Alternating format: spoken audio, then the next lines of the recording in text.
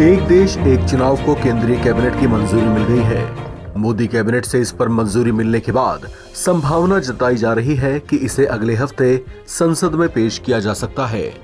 एक देश एक चुनाव मोदी सरकार के पुराने एजेंडों में से एक रहा है, जिस पर अब कदम बढ़ाया गया है। इस पर लंबी चर्चा के बाद कैबिनेट में पेश किया गया था, जिस पर अब मुहर लगा दी गई है।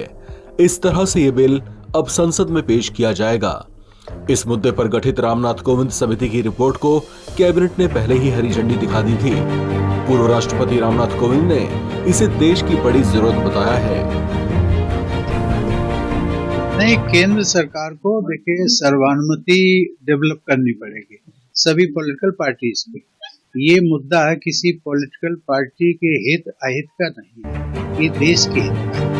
और इसलिए मुझे लगता है अंततोगत्वा सभी राजनीतिक दल जो है इस पर सहमत हो।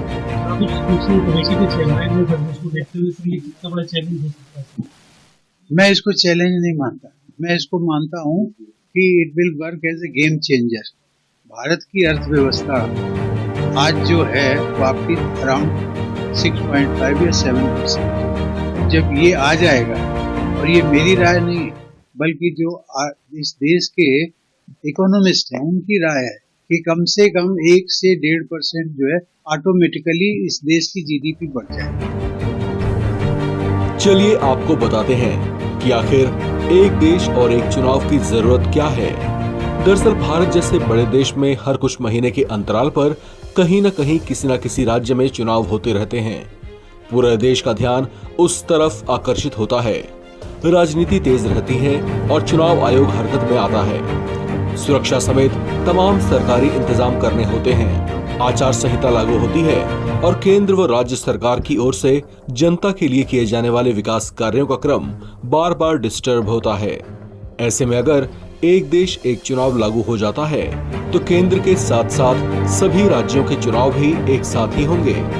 ऐसा होने पर एक तो हर बार के चुनाव में होने वाले खर्चों में कमी आएगी, साथ ही अलग अलग दलों के सामने अलग अलग राज्यों के चुनाव में बार बार अपना ध्यान उधर फोकस नहीं करना होगा।